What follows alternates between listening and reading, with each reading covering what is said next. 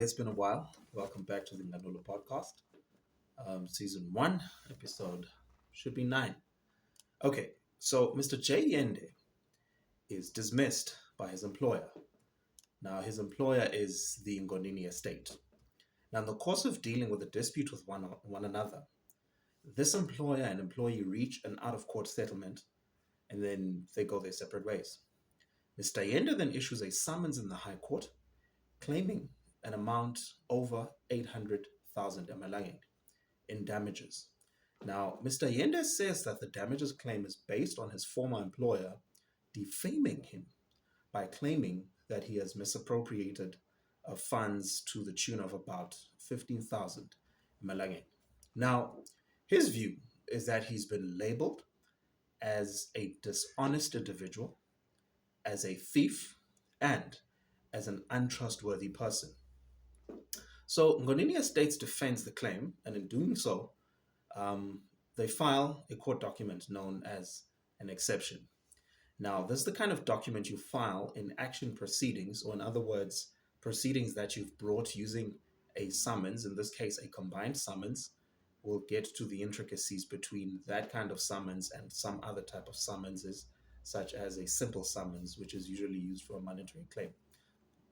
That's neither here nor there for this episode. We'll get to that in a different episode or in a different short.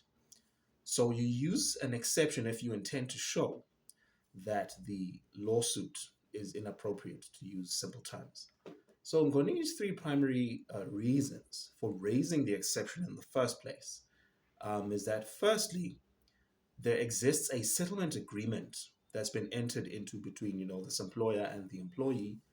Then secondly, the particulars of claim, which is what you would attach to your combined summons to kind of set out your case. You allege, the facts. This particulars of claim, Ngonini says, they don't, or it doesn't disclose a cause of action, or in other words, facts that actually enable him to bring an action or this particular action against Ngonini. And then thirdly, Mr. Yende does not really, spell out specific words that have been used by Ngonini to defame him or to cause damage to his good name and to his reputation. Now, the High Court agrees with Ngonini and dismisses Mr. Yende's claim. So one important feature of the case, which will later become important at the appeal stage, which he lodges in the Supreme Court, is this. The court issues an order, but does not provide, a full written judgment which demonstrates, its reasons for dismissing the claim and upholding the exception. And another important feature of the case is that in the High Court, Ngonini does not only file the exception, but gives, its substantive responses to Mr. Yende's claim. So these features will become important, especially in the Supreme Court. Why? Ordinarily, once you have filed a notice of exception, you will then just simply file your written arguments. Then you'll set the matter down, or you go to the registrar and apply for a date just to argue that exception only. You then proceed to deal with this in oral arguments, and then the court will basically deal with this exception as a preliminary point. If you succeed, then there's no point in proceeding to get into the merits of the matter. If you don't, of course, then that's a completely different scenario. So this seems straightforward, and one would think that this is how it plays out in practice. But let's consider how the courts dealt with it in this case with slightly varied facts. I might want to pause here and state my name for the record. My name is Vilimile. My surname is Gumede. I am the host of the Nkantolo podcast. Nkantolo, that's Nkantolo podcast. You'll find this video on TikTok. You'll find it on YouTube. You'll find it on my Facebook page if perhaps we're friends there. But in a nutshell, please do subscribe to the YouTube channel. That's where we kind of house everything here at Nkantolo podcast. We're now on our 9th episode of season 1. In case you missed the special episode with Swazi Jive, our founder and CEO, Maybe the CEO is not correct right now, I'm not sure, but definitely founder.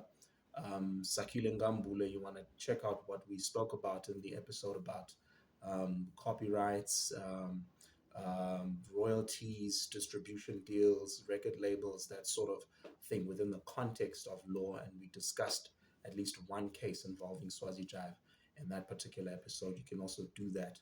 Just find Ngandolo podcast on YouTube. And then to read this entire case, you can simply go to Swazili, that's Swazi, or rather Eswatini, Lii, eswatinili.org. If you type Swazili, it'll also show up, but I think the appropriate one would be Eswatini. If this is the first time you're watching one of these videos, welcome. Please do subscribe. All right, now here's a couple of questions. We're going to consider about 3 questions that the Supreme Court grappled with in this particular matter on appeal.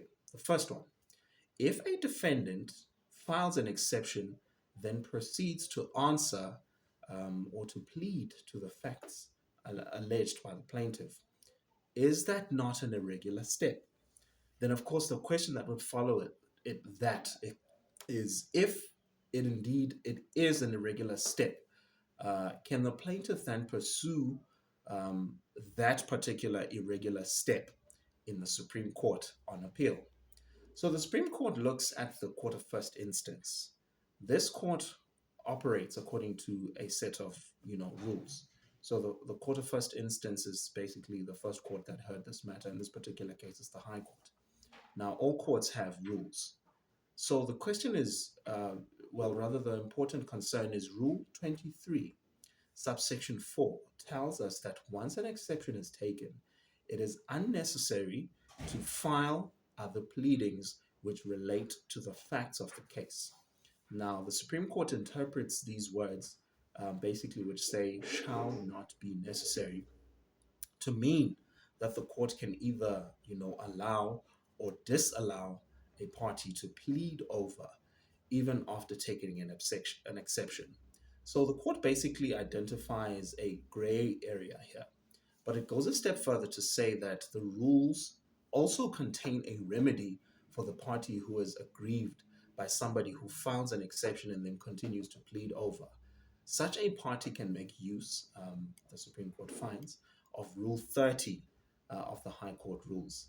Now, this rule, so Rule 30 is not just a popular WhatsApp group, which houses quite a number of attorneys.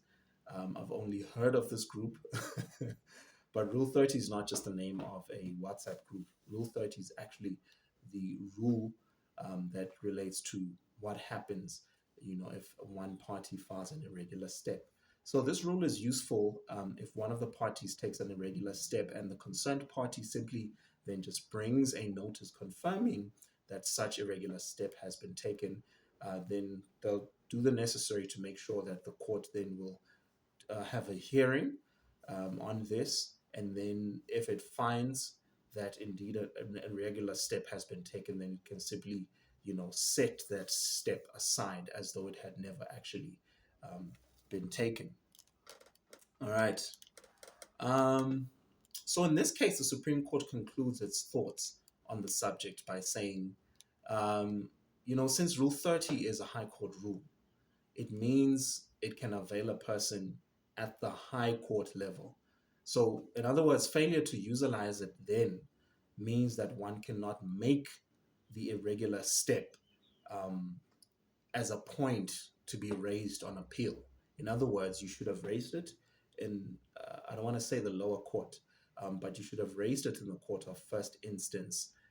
You cannot come and raise it on appeal for the first time. The Supreme Court also observes then in this case that the plaintiff has not only failed to raise the Rule 30 in the High Court, but also that he has gone a step further and taken another step himself by filing an application calling upon Ngonini to make what we call discovery of certain documents. So basically the court's attitude here is, okay, you're raising an exception that the other party has,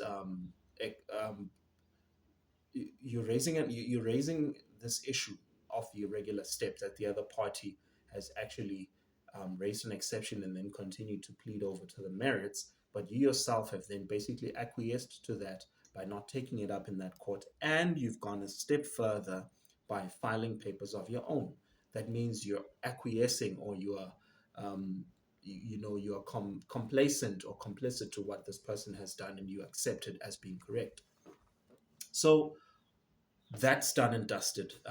The Supreme Court's attitude towards that is you should have proceeded in terms of Rule 30.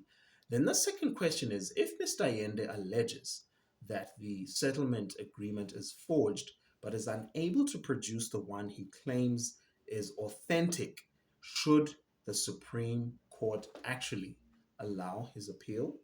Now, in this case, Mr. Yende simply denies that the settlement agreement which has been submitted to court is the one that he signed. Well, he fails to produce the one he alleges is correct, and the reason he gives is that his attorney's photocopy machine basically broke down on the day of signing. Then the Supreme Court says, well, but you had more days after that, to submit this different one that you say exists. So then the court basically goes on to say, if you allege forgery, in fact, in its own words, this is what the court says. It says allegations of forgery must be proved in order to stand or succeed. Perhaps this is where you want to leave a comment. What do you think of this position that the court gave?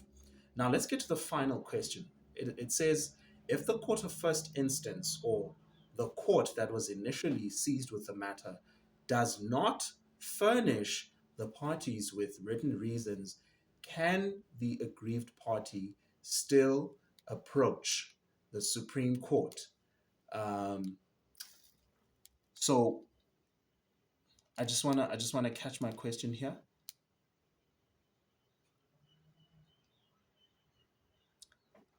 If the court of first instance doesn't furnish the party with written reasons, can the aggrieved party still approach the appellate court? Now, this particular part of the case touches on a rather, thorny issue, which is the failure by the High Court to deliver, a written judgment, or to bring its written reasons for the order that it made. Now, I have personally observed a number of judges' interviews, thanks to platforms like Judges Matter, or some of those, YouTube pages that are available by media houses in the Republic of South Africa, which is our immediate neighbor. Two questions are always asked in these interviews. Number one, when somebody's interviewing to be a judge, the typical question which will come from the person chairing will be, how many judgments have you written? And that sometimes manifests in a secondary question, which is kind of more, streamlined and more specific, which will basically say, how many reported judgments do you have in your name? We'll get to what that particularly means in a different episode. So stay tuned and make sure you watch the next episode. And if you're not subscribed, please do that. Then a second question then would be, do you have other judgments that have not yet been delivered? Now, this is a particularly important question because it's usually also laced with a secondary question. It's kind of where the sparks fly, because it brings into question whether a judge has recently delivered judgments, basically because they knew that they'd be interviewing for the job, let's call it a job, or that they'd be looking for judicial appointment, or it is to test whether, a judge, as somebody who expects to make rulings that will be followed, do they also follow, practice directives in their particular, jurisdiction or their particular division that have been made, for example, by a judge president or by a chief justice, which will say every judge must deliver a judgment within 2 months or within 3 months of having heard the matter. So, Mr. Yende doesn't get this judgment. And so he goes to the office of the registrar. And when he gets there, he basically is just consistently just asking for this judgment, and he's not getting it. But at some point, he's like, you know what? I think the best thing that I can do is actually just get, the a portion of the transcript where the court was now making the orders that it made. So a transcript is it's very different from what a judgment is, or what a full written judgment is, or reasons, or what reasons for judgment are. Transcript is basically the text version of what transpired at court, and that may not necessarily, particularly not in Mr. Yende's case, it didn't disclose the judge's reasons for arriving at the decision that it did. So the Supreme Court then looks at its own rules at the time, considering specifically Rule 8, which makes reference to written judgment. Now, in this case, the court had made an order, which is basically, the binding decision without the detailed reasons. Then the court finds that an order, even if reduced to a written or a typed version, is not a written judgment because it's not reflective of the reasons.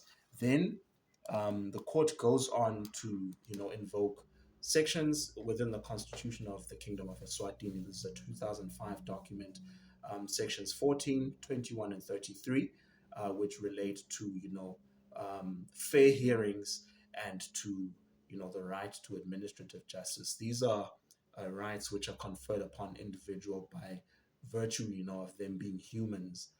These are fundamental rights. So the court records its disquiet with the High Court's failure to provide these written reasons, but also finds that there was an avenue that Mr. Yende could have actually taken. So the court basically says, but you can look at section 148, subsection 1 of the Constitution, which basically confers upon the Supreme Court the power, to be big brother, the power to supervise other courts. And that, of course, includes, the High Court. So the Supreme Court ultimately concludes that the exception was actually correctly dismissed due to a failure to prove any forgery of the settlement agreement. It dismisses the appeal, but then does not order Mr. Yende to pay the costs, even though he has lost the case. So this is the case of Yende versus Ngonini Estates. Stay tuned in for the next episode where we'll discuss yet another Supreme Court judgment. If you found this interesting, be sure to click subscribe and hit that notification bell if you're on YouTube. If not, give me a follow, give me a comment, give me a like, whatever it is. This is how we just kind of get the word out there about some of the interesting things that are happening in our jurisdiction here in the Kingdom of Eswatini, in our apex court, which is the Supreme Court. Until next time, salute.